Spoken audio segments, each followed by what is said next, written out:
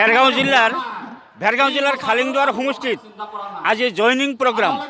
এই জইনিং প্ৰগ্ৰামত প্ৰায় 700তকৈ অধিক মানুহ আজি আমাৰ দলত অংশগ্ৰহণ কৰিব। যে এই 700জন মানুহ মানে এই বিভিন্ন ৰাজনৈতিক দলৰ, অৰাজনৈতিক দলৰ নহয়, কিছুমান আছে BPFৰ, কিছুমান আছে কংগ্ৰেছৰ, AIUDFৰ, বিভিন্ন ৰাজনৈতিক দলৰ পৰা আহি আমাক ৱেলকাম কৰিছে যে দুৰ্নীতিমুক্ত এখন চৰকাৰ লাগে। যে হাগ্ৰামা মহিলাৰ ডাঙৰে 17টা বছৰ ৰাজনীতি কৰি ৰাজ্যৰ ৰজা হৈ থাকি কিন্তু এই BTCৰ সকলো জনসাধাৰণক মানে তেওঁ সমান নজৰে চাব নোৱাৰিলে। অকল তেওঁ মাত্ৰ কি কৰিছিল, BPFৰহে চিফ হৈ আছিল, কিন্তু BTCৰ চিফ হ'ব পৰা নাছিল। আমি কিন্তু এইবাৰ BTRৰ চিফ বনাই দেখাই দিম। আমি ক'ব বিচাৰিছোঁ যে BTRৰ চিফ বনাম, একমাত্ৰ UPPৰ চিফ নবনাম। হাগ্ৰামা মহিলা ডাঙৰে মাত্ৰ BPFৰে চিফ হৈ আছিল।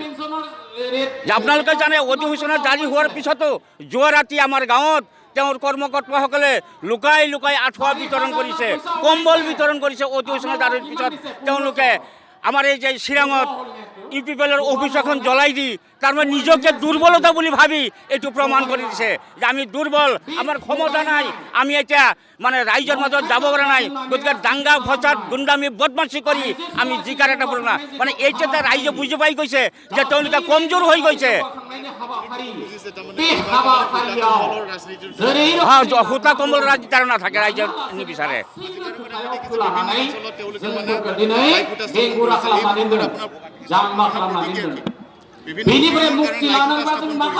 হয়, চাওক এতিয়া হাগ্ৰামা মহিলাৰী ডাঙৰীয়া BPFৰ দ্বাৰা কৈ আছে যে তেওঁলোকে 15 বছৰ শাসনকাল কৰিলে আৰু এইবাৰো শাসন কৰোৱাৰ মানে পৰিকল্পনা কৰি আছে। এইটো অবাস্তৱ, কেতিয়াও হ'ব নোৱাৰে, এইটো অবাস্তৱ। কাৰণ তেওঁলোকক মানুহ নিবিচাৰে। এতিয়া UPPৰ দলত BPFৰ মানুহকে BPFৰ VCDC চেয়াৰমেনগিলা ৱেলকাম কৰিছে। BPFৰ চেয়াৰমেনগিলা আহি আমাৰ দলত অংশগ্ৰহণ কৰিছে যে আমি আৰু BPF নকৰোঁ, BPFৰ দিন গ'ল। আপোনালোকে জানে যে আজি আগৰ জামানাৰ মানুহ চাইকেল চলাইছিল, তাৰপিছত বাইক চলোৱা কৰিলে, বাইকৰ পিছত সৰু সৰু মাৰুতি গাড়ী চলোৱা কৰিলে, আজিকালি স্কৰ্পিঅ' গাড়ী লাগে, নহয় জানো? ঠিক তেনেকুৱা পুৰণা ৰাজনীতিক মানুহ বাদ দি নতুন ৰাজনীতিক ৱেলকাম কৰিছে। যে প্ৰমোদ বড়োৰ নেতৃত্বত অত বছৰ ধৰি প্ৰমোদ বড়োৱে ডাঙৰীয়াই কি কৰিছিল, এপছুৰ নেতৃত্ব দিয়াইছিল। আৰু প্ৰমোদ বড়োৰ নেতৃত্বত এই NDABৰ শান্তি চুক্তি যেতিয়া হ'ল, আপোনালোকে চাওক হাগ্ৰামা মহিলাৰ বৰ্তমানে কৈ আছে কি, প্ৰমোদ বড়ো বড়োলেণ্ড বড়ো ৰাইজৰ ওচৰত গৈ কি কয় যে প্ৰমোদ বড়ো কি কৰিছে, চেৰেণ্ডাৰ কৰিছে, বড়োলেণ্ড নালাগে বুলি চিঠি লিখি দি আছে, চেৰেণ্ডাৰ কৰি আহিছে। আৰু অনবড়ো ৰাইজৰ মাজত হাগ্ৰামা মহিলাৰ ডাঙৰীয়াই কয় যে এই BTRৰ চুক্তিৰ দফাগিলা এটা এটা ক্ৰমান্বয়ে যে শেষ হৈ যাব, তেতিয়া অট'মেটিক বড়োলেণ্ড হৈ যাব। গতিকে তাৰ দুমুখীয়া চাল। তাৰমানে তেওঁ আবুল তাবুল বকা আৰম্ভ কৰিছে। তেওঁৰ এতিয়া মেণ্টেলিটি মানে ঠিক নাই, তেওঁৰ এতিয়া মানে পাগল হৈ গৈছে যে কোন সময়ত কাক কি ক'ব।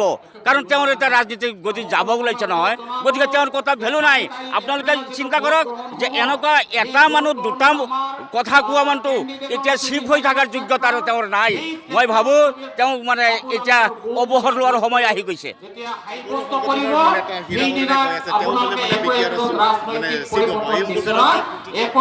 চাওক হীৰা হৰণীয়া ডাঙৰীয়া, তেওঁকতো এটাই ইছ্যু আছিল, বড়োলেণ্ড বাতিল কৰা আৰু অনবড়ো গাঁওবোৰ গঠন কৰা, নহয় জানো? বড়োলেণ্ড বাতিল কৰা আৰু অনবড়ো গাঁও গঠন কৰাৰ এটাই এইটো ইছ্যু আছিল।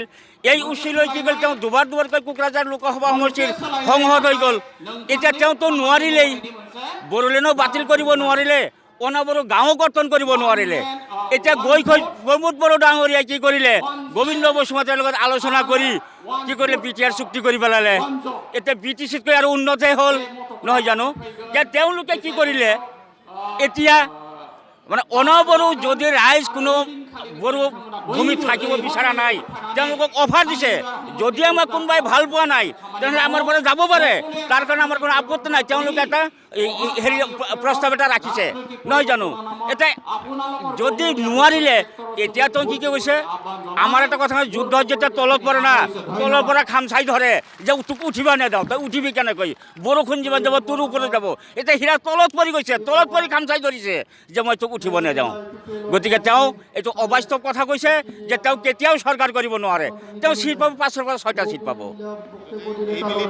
তেনেকৈ 15 বছৰ 17 বছৰ বিজেপিয়ে ৰাজত্ব কৰিলে ইউ পি পি এলে কমেও 30 বছৰ ৰাজত্ব কৰিব আপোনালোকে আজি জানি ৰাখিব কমেও 30 বছৰ